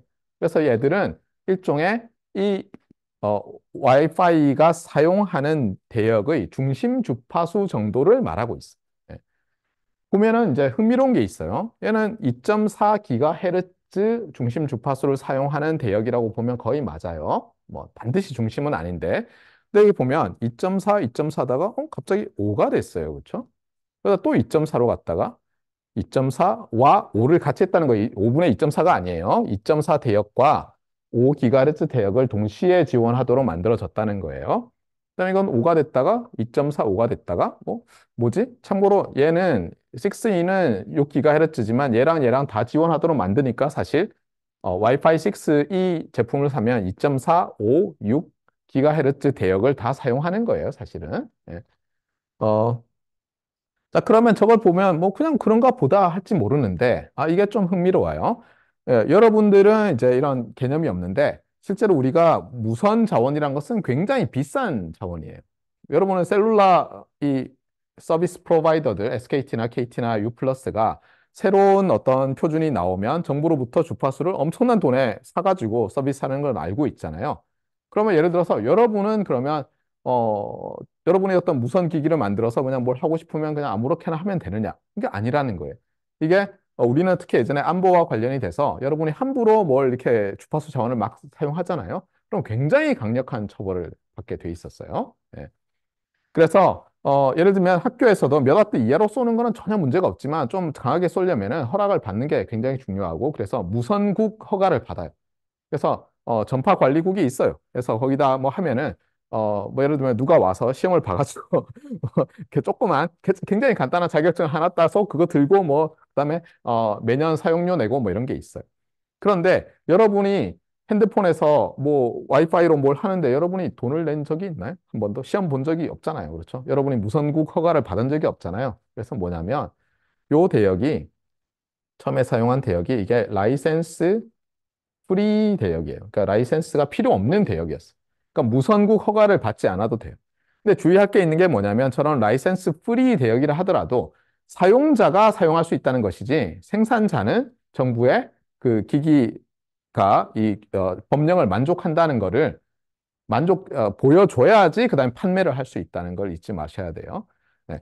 그런데 요 대역은 특징이 뭐냐면 요 대역이 이제 ISM 밴드라고 불리는 곳인데 좀 이따 설명할 텐데 저기는 I가 인더스트리 뭐 이게 사이언티픽, 메디칼 이렇게 해서 뭐 의료기기, 산업용 기기 이러면서 전파를 내는 애들이 그냥 다 사용할 수 있는 대역인 거예요. 그런데 출력 뭐 그다음에 이런 뭐 주로 이제 쏠 때 뭐 어떤 간격으로 쏴야 되고 뭐 이런 게 좀 있는데 그런 것만 만족하면 내가 상업적으로 팔 게 아니면 그냥 송수신기를 만들어도 되는 대역이었던 거예요. 다만 상업적으로 팔려면은 허가를 받아야 되고. 그러니까 제조사 입장에서는 어때요? 정부가 만족하라는 어떤 요구 조건만 만족하면 그냥 막 팔아가지고 그럼 사람들이 슈퍼에서 뭐 사가지고 이마트에서 사가지고 집에다 붙여놓고 그냥 예전에 이선의 포트에다가 그냥 꽂아가지고 좋으네 하면서 이제 여러분 컴퓨터를 뭐 그전 같으면은 이선의 포트 근처에서만 둬야 되는데 이제 마음대로 두죠. 요즘 뭐 그거 벽에 꽂아놓고 쓰는 사람들은 거의 없잖아요. 네. 그러다가 이제 요 대역이 폭이 좁아요. 그러니까 어떤 우리가 센터 프리퀀시만 줘가지고는 안 되고 대역 폭이라는 게 있잖아요. 이게 좁기 때문에 좀 우리 높은 주파수 대역에 좀 넓은 데를 확보해서 쓰게 하자 이렇게 돼서 이제 여기를 썼어요. 그래서 요걸 만들 때는 이제 여기는 와글와글 하니까 5GHz 대역만 지원하게 이제 표준을 만들었는데 그게 약간 독이 된 것도 같아요. 왜냐하면 여기서 이제 좀 팔리면서 제가 알기로는 11B가 굉장히 잘 팔렸어요. 그러면서 많이 팔리면 어떻게 되죠? 예, 가격이 내려간다고 했잖아요. 그 RF 이런 컴포넌트, RF 소자 같은 게 이제 요 대역에서는 굉장히 싸졌는데, 이렇게 올리면, 주파수는 올릴수록 RF 소자는 처음에 굉장히 비싸져요. 뭐 그런 이유였는지 아니면 뭐 다른 이유였는지 얘가 별로 성공하지는 못해요. 자, 여러분 같으면 그 다음에 새로 표준을 만들 때 어떻게 하겠어요? 예를 들면, 모듈레이션 하는 방법은 여기 있는 걸 갖다 쓰더라도, 예, 겁이 좀 나죠. 그렇죠? 안 팔리면 망하니까. 그런 이유인지 모르겠지만 2.4기가 대역을 썼어요. 와글와글 하고 있지만. 그런데 매우 매우 성공적이었어요. 11G가. 네. 막 퍼져나갔어요. 여러 가지 이유가 있었겠죠. 뭐 사회 경제적인 요인도 있고. 네. 그 다음부터는 이제 이 2.4를 놓기 좀 어려운 거예요. N이 나왔을 때도 2.4와 5를 다 지원하는 거예요.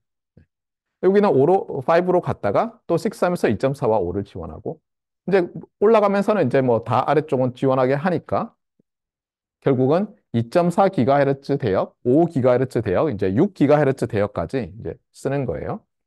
저 대역 폭이 점점 늘어나서 이제 어떻게 돼 있느냐? 잠깐만요. 네, 저 뒤에 있을 텐데 보면 정부에서 우리나라 정부에서는 6GHz 대역에 대역 폭을 1.2기가 정도로 할당해요. 처음에는 다 쓸 수는 없게 되는데 연차적으로 풀어서 그래서 엄청난 거예요, 이거는. 전에도 뭐 한번 얘기한 적이 있지만 대역폭은 넓을수록 더 빨리 전송할 수 있거든요, 일반적으로. 새로운 어떤 서비스들이 막 생길 수 있죠. 저는 개인적으로 그러니까 어떤 6G, 5G 이런 게 지금 잘 안 되고 있는 이유 중에 하나가 일단 와이파이로 뭔가 엄청난 속도로 우리가 즐길 수 있는 뭐가 생기잖아요. 뭐 필요하다든가 즐길 수 있는 뭐가 생기면 결국은 사람들이 그걸 가지고 핸드폰에서도 쓰고 싶어 할 거고 그러면 더더욱 이제 이뭐 밴드위스 1점 몇 기가 대역 되는 뭐 정도 되는 것만큼이 필요한 새로운 표준이 필요해지겠죠. 그러니까 실제로 보면 우리가 와이파이를 써서 유튜브라든가 이런 걸 막 보는데 지금처럼 그냥 5G 해가지고 뭐 그냥 다니면서 뭐 이렇게 영상 보는 넷플릭스 보고 이런 게 얼마 안 됐잖아요, 실제로. 그렇잖아요. 그러니까 와이파이에서 뭔가 잘 되고 나면 그 다음에 또 산업적으로 셀룰라에서도 해야 되겠다고 이제 동력이 생기는 거죠. 자, 어쨌거나. 그래서 여러분들이 이 표에서 하나 봐야 될 것은 뭐다? 일단 공식적으로는 4, 5, 6 해서 지금 6에 가 있다는 거고, 과거 것도 그냥 편의상 번호를 붙였고, 그러고 나면 이제 이게 뭐 A인지 G인지는 좀 잘 몰라도 되지만, 문서들을 보면 그래도 아직도 802.11 AX 이런 말을 하거든요. 그러니까 이걸 찾아볼 줄 알아야 된다. 이게 딴 얘기가 아니다. 그냥 다르게 부를 뿐이다. 이렇게 생각하면 되겠어요. 그리고 맥시멈 레이트는 당연히 계속 올라가고 있고, 어, 점점 넓은 대역을 찾아서 가는데 이 RF 컴포넌트가 비싸지기 때문에 너무너무 올라가진 않았어요. 참고로 여기서 이제 여러분들이 꼭 주의를 해야 될 게 이제 요 그림인데 예. 뭐 저는 벤 다이어그램 이런 걸 좋아해서 많이 그리는데 와이어리스 랜용으로 802.11 뭐 어쩌고 저쩌고가 잔뜩 있잖아요. 그 중에 일부만 이 와이파이 제로부터 6까지 번호를 받았다고 보면 돼요. 실제로 중간에 똑같이 와이어리스 랜용으로 802의 이제 워킹 그룹들이 또 있잖아요. 802.11의 워킹 그룹들이 막 뭘 또 만들었었어요. 저기 보면 이름이 빠져 있잖아요. AB, CD는 어디 있냐. 만들어서 심지어 표준까지 만들었는데 그냥 사장낸 것도 많이 있어요. 걔들은 와이파이라고 이름이 못 붙은 거예요. 안 팔렸으니까. 네. 그런데 주로 이제 제 기억은 뭐냐면 넓은 대역을 쓰겠다고 아직 그 RF 컴포넌트가 싸지도 않고 그렇다고 그 넓은 대역에서 대역을 인조할 만큼 계산 속도가 빠르지도 않은데 사람들이 너무 앞서 나가서 거기서 막 이제 막 열심히 만든 거예요. 근데 딱 만들어서 이제 그러면 예를 들어서 11 지금 B가 팔리고 있는데 누가 11B A를 만들었다고 해봐요. 그런 거를. 그런데 소비자가 딱 사려고 보니까 이거 얼마예요? 그랬더니 11B는 뭐 AP가 뭐 한 30불입니다. 그러면 이 11BK는 어떻게 되나요? 그랬더니 300불요. 네. 이렇게 되는 거예요. 갑자기. 예. 30불짜리가 300불이 되면 사람들이 이제 갑자기 이상하게 생각을 하죠. 예. 그래서 주의할 건 뭐냐면 802.11 어쩌고라고 전부 와이파이는 아니다. 예, 그 중에 살아남은 애들로 사실 거꾸로 이름을 붙였다고 보면 돼요. 예. 그 다음에 와이어리스 랜도 802.11만 있는 건 아닌데 말했지만 어느 시장에서 어떤 표준이 장악을 하게 되잖아요. 그럼 다른 애들이 들어오기 너무 어려워요. 네. 그러니까 예를 들면 이런 거잖아요. 지금 반도체 보면 메모리 쪽도 그렇고 뭐 그다음에 뭐 어, 파운드리도 그런데 다른 회사가 들어오려고 하니까 이 따라잡아야 되는 이 시간이 너무 긴데 그동안 아, 자, 우리가 지금 300 나노부터 시작하자. 예를 들어서 여러분이나 저랑 회사를 만들었어요. 자, 우리 300 나노부터 시작해서 앞으로 5년 동안 그거를 3 나노까지 줄여서 우리 다 따라잡자. 그랬더니 이제 계산을 해요. 그러면 5년 동안 얼마나 투자해야 되나 했더니 3천조 뭐 이렇게 투자해야 된다고 해보세요. 3천조 투자하고 나오는 건 아무것도 없어요. 예를 들면. 예, 그러면 안 돌아가는 거죠, 실제로. 예. 그래서 항상 이제 주의를 해야 돼요, 이런 거는. 예. 자, 제가 와이파이 얼라이언스 얘기를 했고, 와이파이 얼라이언스의 공식 홈페이지는 wifi.org거든요. 여기 가보면 자기들이 미션이 뭐고 줄줄이 나와 있어요. 그래서 뭐 이것도 거기서 따온 거예요. 다 좋은데 핵심은 인터오퍼러빌러티. 그러니까 상호 운영이 잘 돼야 되는 거죠. 그러니까 똑같은 와이파이 기기인데 예를 들어서 자 어떤 사람이 어떤 회사가 뭐 브로드컴이나 퀄컴이겠죠. 여기 삼성 그 핸드폰에 들어가는 와이파이 칩을 팔았어요. 예를 들어서 그런데 예를 들면 많은 회사들이 넷기어사 제품을 쓰고 있다고 해서 액세스 포인트. 제가 그래서 포항공대 와이파이에 들어가려고 하는데 뭐지? 접속이 자꾸 안 돼요. 끊어지고. 이러면 누구 잘못인 거예요? 예, 일단 당장은 제가 비싼 핸드폰을 샀으니까 여기 대고 난리를 치겠죠. 그렇죠? 이런 일이 생기면 잘못하면 망하는 거예요. 아마 이러겠죠. 와이파이 스캔들 뭐 이러면서 삼성 신제품 자꾸 그러면 안 되니까 애플 신제품 와이파이 연결 안 돼. 뭐 이러면은 이제 사람들이 안 살 거 아니에요. 예, 큰일 나는 거죠. 잘못하면 회사가 망하죠. 그러니까 회사들 입장에서는 이러한 인터오퍼라 인터오퍼러빌리티에 굉장히 관심을 가질 수밖에 없어요. 그러니까 말했지만 이게 다들 경쟁하고 있지만 어느 정도 선까지는 우리 신사협정을 맺고 잘하자는 거예요. 그렇죠? 자, 그 다음에 여기도 있지만 Leading, Developing, Embracing Industry Agreed Standards. 이것도 중요해요. Industry Agreed. 그러니까 뭐냐면 한참 표준이 있는데 어떤 회사가 딱 생각을 하는 거예요. 잠깐만. 이거 표준은 아닌데 내가 요런 기능을 넣어서 막 광고를 하면 사람들이 혹 할 것 같아요. 그래서 막 치고 나가요. 아예 몰라 이러면서. 그러니까 예를 들면 다들 이제 100m를 뛰고 왔어요. 그런데 줄을 다시 세운 다음에 또 이제 이렇게 뛰려고 하는데 울리기 전에 제가 막 뛰어나가요. 그래 놓고는 잠깐 그러면 안 되지 그랬더니 됐어 이러면서 계속 뛰어가요. 그랬더니 사람들이 와 잘 뛴다 이러고 있으면 큰일 나잖아요. 그렇죠? 예. 그래서 어떻게 보면 이런 거예요. 우리끼리 반칙하기 없게요. 이거. 좀 안심이 되죠. 일단 룰 하에서 경쟁을 하는 거예요. 예. 이런 일들이 실제로 뭐 와이파이를 디벨롭하는 데뿐만 아니라 우리가 차세대 이동통신 이런 거 디벨롭할 때도 계속 적용이 되고 있어요. 그래서 실제로 그 표준화 관련돼서 회의에 가면 뭐 자기들끼리도 이렇게 정보를 알아내기 위해서 뭐 이렇게 뭐 떠보고 얘기하고 심지어 저 사람을 스카우트 해버릴까 우리 회사에 뭐 이런 일들이 벌어지고 있대요. 자, 요거는 와이파이 얼라이언스의 이제 서티피케이션 마크들이래요. 이 중에서 여러분이 본 것도 있고, 뭐 저런 거 누가 쓰나? 이런 것도 있을 거예요. 근데 어쨌든 간에 이런 걸 붙여주면 뭐 자기들끼리 잘 된다, 제품이 더 잘 팔릴 거다 이렇게 생각을 했는지 뭐 이런 걸 만들고 있대요. 자, 그 다음에 아까 그 표에서 이제 제가 뭐 캐리어 프리퀀시 뭐 이런 말을 했는데 이 관련된 용어들을 오늘 쭉 보고 이제 아마도 끝낼 텐데 이 프리퀀시라는 말, 스펙트럼, 그다음에 밴드, 밴드위스, 채널 위스 뭐 이거 붙여서 써야 되기도 하는데 이런 것들이 아주 헷갈려요. 그래서 차근차근 다시 정리를 해봅시다. 일단 우리는 물리 시간에 일렉트로마그네틱 웨이브라는 것이 뭔지를 배웠어요. 맞습니까? 그러면 이제 또 물리 시간에 예를 들면 스펙트럼이라는 단어도 배웠는데 주로 저거는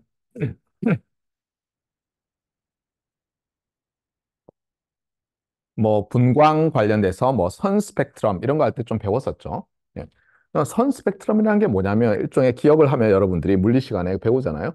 이렇게 어느 주파수부터 어느 주파수까지인데 뭔가 이렇게 중간에 이렇게 밝게 칠해져 있고 뭐 여기 있으면 뭐 수소선이고 뭐 이런 거였어요. 그쵸? 네.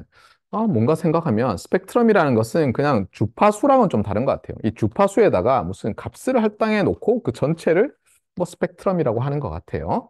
그리고 여러분이 전자수학 수업을 들어서 랜덤 프로세스의 파워 스펙트럼을 아는 학생들은 더더욱 잠깐 파워 스펙트럼이랑 에너지 스펙트럼은 주파수의 함수로 뭐 이렇게 파워나 에너지를 나타낸 거였다 이런 생각이 들 거예요. 안타깝게도 그렇게 스펙트럼이란 말이 사용되기도 하지만 우리는 대부분의 많은 경우에는 이게 프리퀀시란 말과 스펙트럼이라는 말이 막 섞여 쓰이고 있어요. 예. 그러니까 다시 얘기를 하지만 전에도 얘기했지만 이 용어라는 것이 통일돼 있지 않아요. 예. 그래서 굉장한 혼란이 있어요, 실제로. 그래서 여러분들이 굉장히 엄밀하게 디스커션을 할 때는 항상 저 사람이 나랑 똑같은 용어를 쓰고 있는 건가 하는 생각을 해야 돼요. 예. 그래서 아니면 그런 뜻이군요 하고 확인을 해야 돼요. 확인을 할 줄 알면 여러분이 고수고 그냥 계속 들으면서 그런가 그런가 하고 있으면 하수인 거예요. 예. 같은 LG 연구동에 있어도 동일한 용어를 3층에 있는 모 실험실에서와 4층에 있는 모 실험실에서 다르게 쓸 수 있어요. 그러니까 여러분이 항상 그거를 인정을 하세요. 자, 그래서 요거는 이제 뭐 인텐서티까지 포함해서 주파수의 함수로 생각하는 것을 스펙트럼이라고 한다고 하지만 반드시 그런 건 아니다. 이렇게 얘기했고. 자, 그래서 이제 일렉트로마그네틱 웨이브라는 것이 있을 때, 그렇잖아요. 웨이브라는 것이 있을 때 걔가 뭐 전력이, 파워가 또는 에너지가 모여 있는 경우가 많거든요. 많은 경우에.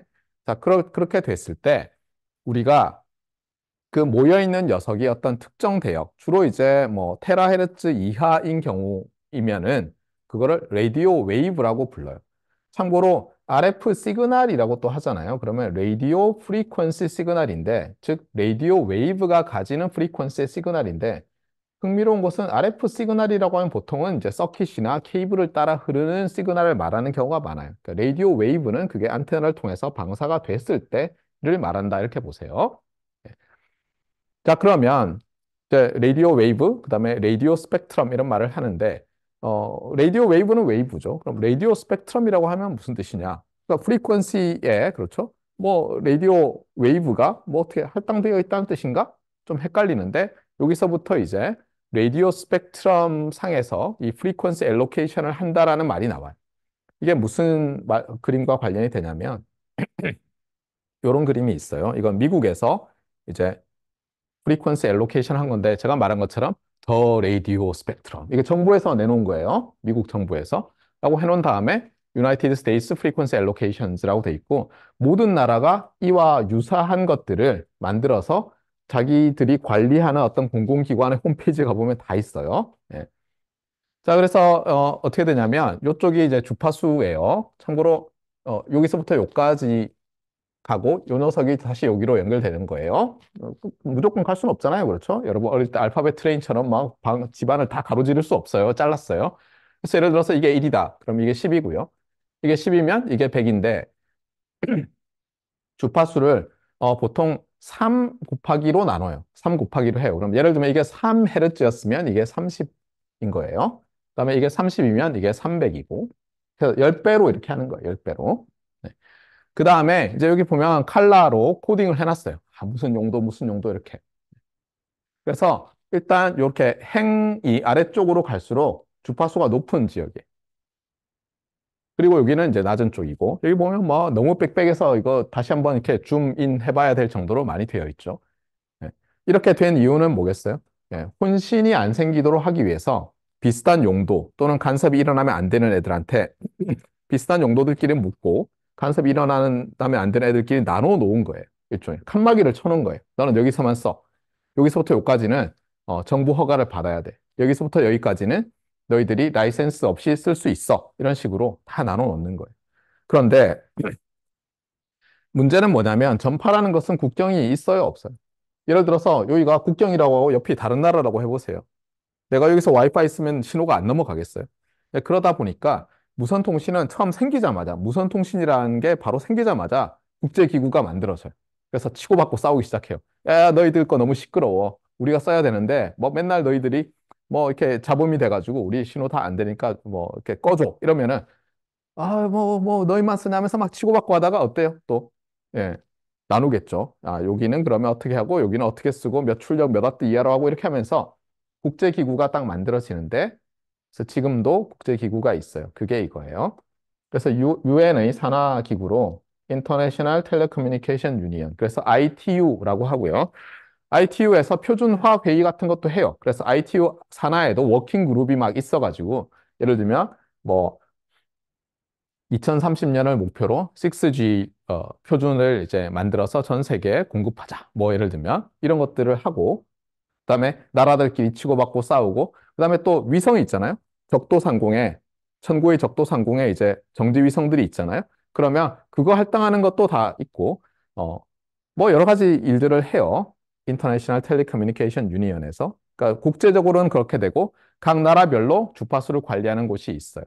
그래서 여기도 있지만 국가별로 테이블이 있는 거예요. frequency allocation. 테이블이 다 있어요. 그리고 거기도 보면, 이제 아까 보면 이제 여러, 이제 요런 게 있잖아요. 자세히 들여다보면 여기에 뭐 프라이머리, 세컨더리 어쩌고 해서, 어, 우선권을 주는 게 뭐고 뭐 이런 식으로 또 분류가 돼 있어요. 저도 잘 몰라요. 네, 여기 있지만 프라이머리, 세컨더리, 뭐 익스클루시브, 쉐어드 유틸라이제이션 뭐 이런 식으로 다 나눠놨어요. 네. 네, 그리고 심지어 여기 군사용으로 사용하는 것들도 ITU 협약에 따라서 한다 이렇게 돼 있어요. 네. 그래서 뭐 나토에서 어떻게 했고 이런 식으로. 그러니까 전파라는 게 이게 어 저도 작년에 이제 어떤 과제를 하면서 이렇게 정말 많은 걸 느꼈는데 너무너무 놀랐어요. 그러니까 1와트 정도로 해도 뭐 한 100km 쉽게 가는 거예요. 그게 특별한 이렇게 뭐 장애물이 없는 이상. LG동 꼭대기에서 호미곶까지 보내잖아요. 너무너무 잘 돼요. 20km쯤 되거든요. 네. 울릉도에 처음 갔어요. 그 과제 하느라고. 울릉도에 가서 이제 어, 그 성인보인가요? 꼭 그 제일 높은 꼭대기에 가서 이제, 어, 그 후포항이라고 거기서 출발한 페리가 있는데 거기서 이제 우리 학생들이 트랜스미터를 놓고 이제 출발했는데 한 100km 넘어요. 근데 한 120km 되면 벌써 신호가 잡혀요. 1와트짜리로. 예. 믿어지지 않을 정도로 멀리 가요. 근데 그게 장점도 될 수 있지만 이웃 나라 입장에서는 단점이 될 수 있죠. 예. 아니, 왜 우리나라의 주파수 자원을 침범해? 이제 이렇게 되는 거예요. 그래서 매우 주파수 자원은 스케어스한 자원이기 때문에 여러 가지 이제 규제가 있고 어기면 잡혀가고 나라들끼리 회의 맨날 하고 그러고 있다 이러는 거예요. 자, 그러면 이제 한번 봅시다. 여기서 이렇게 쪼개놨는데 이 쪼개놓은 각각을 이름을 붙이는데 무슨 밴드 이렇게 붙여요. 밴드. 예. 데일밴드 이런 뜻이 아니라 대역이라는 거예요. 그래서 얘는 무슨 대역이고 여기는 무슨 대역이고 여기는 무슨 대역이고 이렇게 붙이고 아까 제가 잠깐 얘기했던 ISM 밴드라는 ISM 대역이 있어서 인더스트리 뭐 사이언티픽 메디컬 밴드였는데 그게 국제적으로 거기 다 같이 이제 비웠어요 한때. 그래서 거기서부터 시작을 한 거예요 어떻게 보면.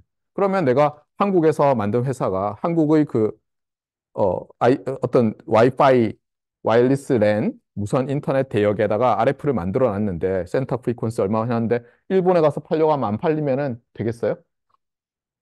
이 인더스트리 컨소시엄 입장에서는 최대한 많은 나라들에서도 그냥 아무 장벽 없이 팔릴 수 있는 제품을 만들고 싶을 거잖아요.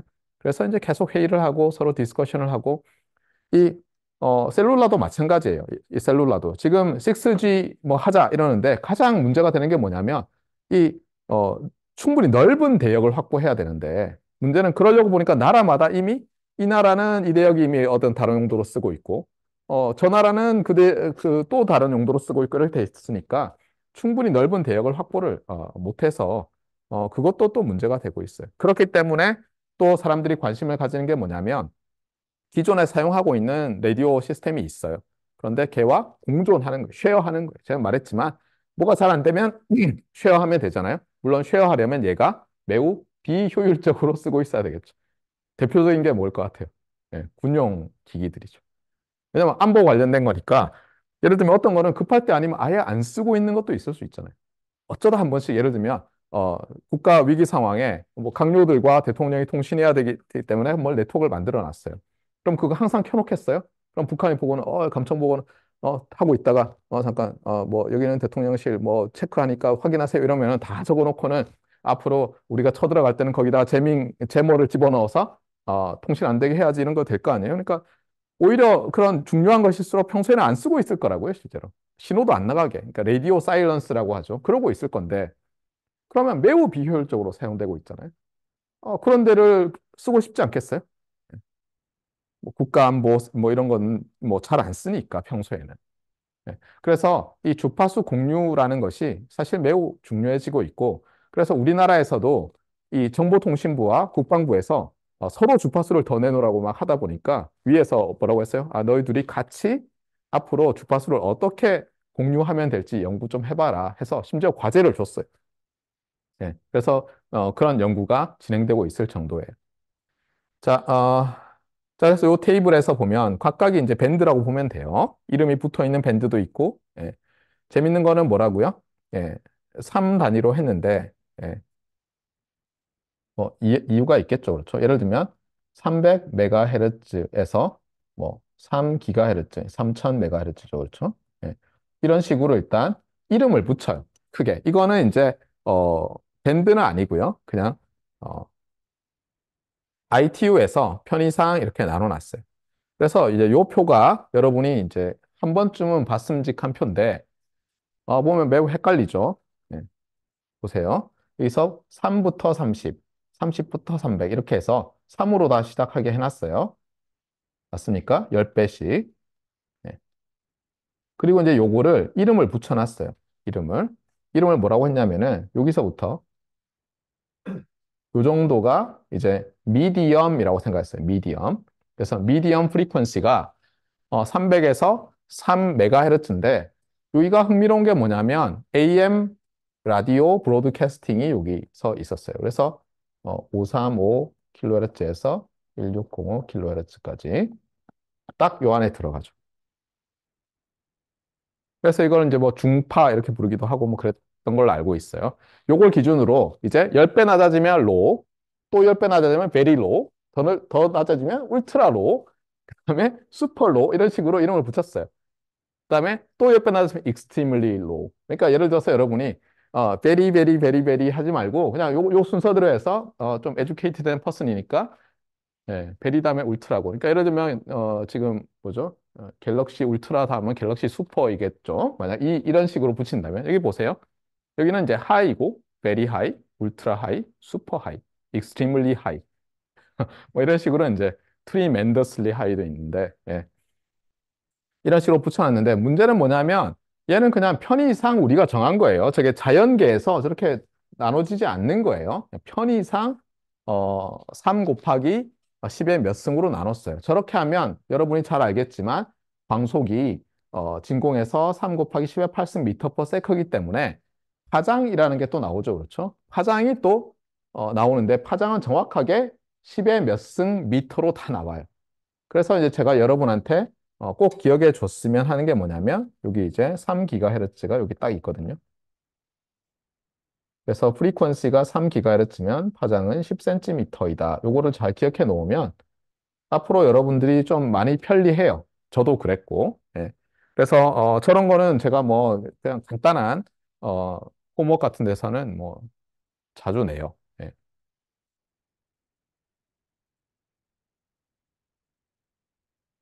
주의할 건 다시 강조하지만 이게 어떤 그 물리적인 특성 가지고 나눈 건 아니에요.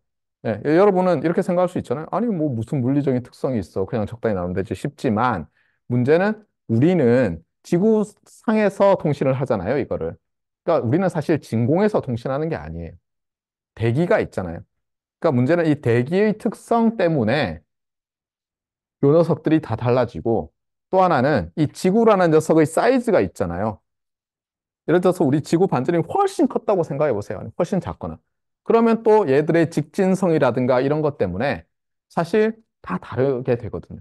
그러니까 얘는 그냥 정말 편의상 나눈 거예요. 특히 인류가 사용하는 숫자 체계 가지고 나눈 거잖아요. 그렇잖아요. 네. 그래서 이제 이렇게 됐을 뿐이다.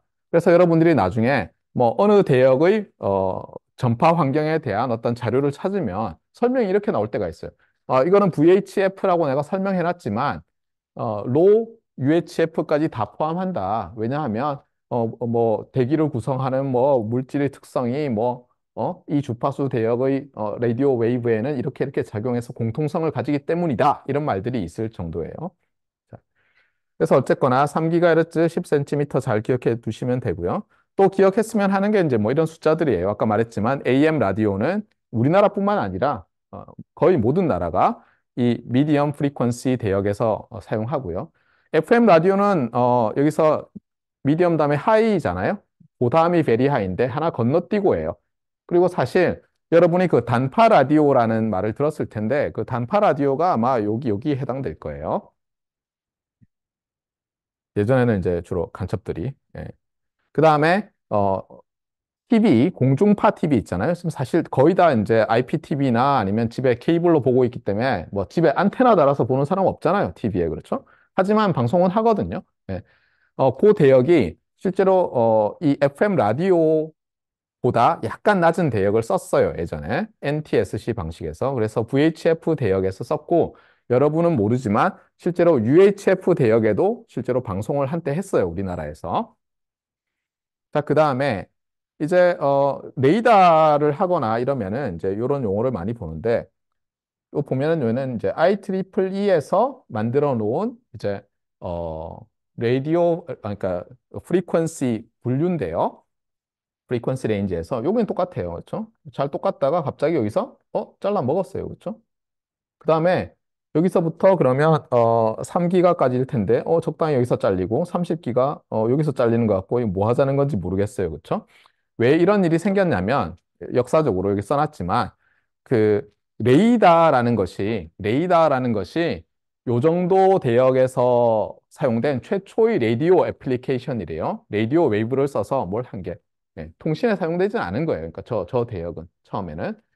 그러다 보니까 이 만든 나라들이 적당히 이름을 막 붙였어요. 예를 들면 독일어를 하는 학생들은 이거 알겠죠, 그렇죠? 이게 숏이란 뜻이래요. 예.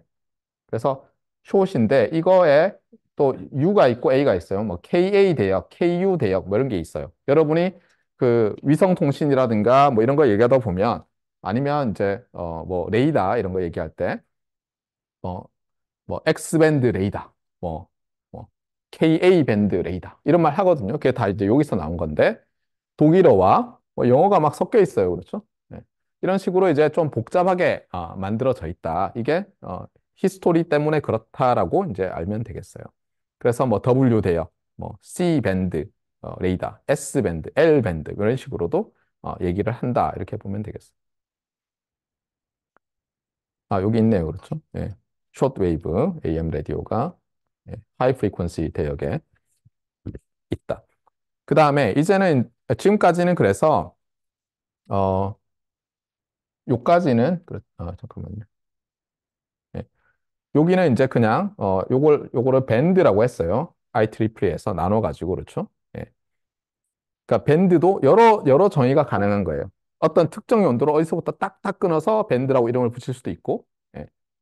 이런 식으로 그냥 아예 주파수 그냥 정해놓고 그냥 뭐 용도도 상관없이 뭐 밴드라고 부를 수도 있고 그런데 여기서 이제 좀 잠시만요. 예, 좀 중요한 것 중에 하나가 뭐냐면 이런 거예요. 예를 들면 아마추어 라디오 밴드 이런 게 있어요. 예. 그래서 여러분이 햄 라디오 이런 말을 들어봤을 텐데 보면 20몇 킬로 몇 메가헤르츠죠? 하여튼 그 정도의 요게 있는데 얘는 라이센스를 받아야 돼요. 그러니까 햄 라디오 자격증을 따야 돼요. 어떻게 보면 정부에 등록을 하고. 예.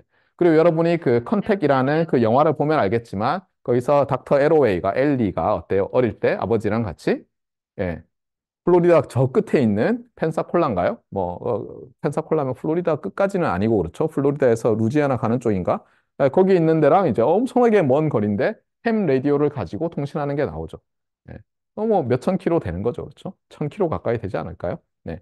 그래서 출력도 강하고 자격증도 떼야 되는데 이런 것 말고도 여러 밴드를 또 할당해서 정부가 언라이센스드 밴드 같은 것도 운영해요. 그래서 이제 여기 나오지만 우리나라는 뭐 비슷한 게 있긴 하지만 시티즌스 밴드라는 게 있어서 시티즌스 밴드 레이디오 세트를 팔아요. 뭐 찾아보면. 예. 참고로 여러분이 아무거나 수입하려고 하면 아마 딱 걸릴 거예요. 그 세관에. 이거는 우리나라에서는 안 된다, 이 대역은.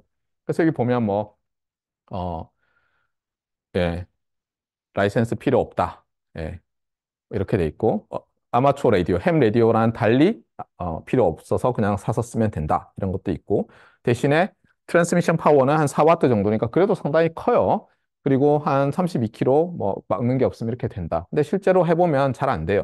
이런 것들은 주로 FM 모듈레이션을 하는데 멀어지면은 급격히 성능이 떨어지고 여러분이 실제로 방송으로 듣는 FM은 엄청난 출력으로 그 타워에서 쏘고 있어요. 예, 그래서 잘 들리는 거예요. 이것 말고도 각 나라에서 비슷한 여러 가지를 만들어 놨어요. 사람들이 워낙 이 무선을 좋아하니까 편리하고. 그래서 이제 미국에서는 이 FRS라는 것도 있는데 요것도 이제 요건 주파수가 좀 더 높아요. 높고 실제로 요 대역용으로 그 파는 거를 사서 우리나라에서도 제가 알기로는 쓸 수 있는 걸로 알고 있어요. 네.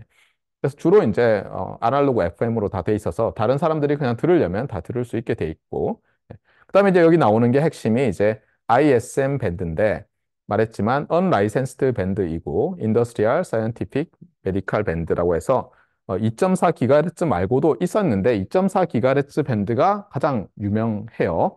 그다음에 미국에서 이제 보니까 이 와이파이가 너무너무 잘 퍼져나가니까 이런 ISM 대역 같은 거를 또 만들어야 되겠다고 해가지고 이름을 멋지게 붙였어요. 그래서 unlicensed 뭐 national infrastructure 뭐 information infrastructure 밴드에서 여러분도 뭐 들어봤을 텐데 5기가 쪽에를 풀고 그다음에 또 우리나라는 여기 클릭해 보면은 아까 제가 말했지만 6기가 대역에 여기서부터 여기까지 그래서 한 1.2GHz 밴드 위스를 갖게 그러니까 밴드가 있으면 밴드는 밴드 위스를 갖는 거예요. 풀어줘서 앞으로 여러분이 뭔가 흥미로운 애플리케이션들을 많이 볼 수 있게 되지 않을까. 그 다음에 각각의 밴드는 또 채널이란 걸로 나눠놔요.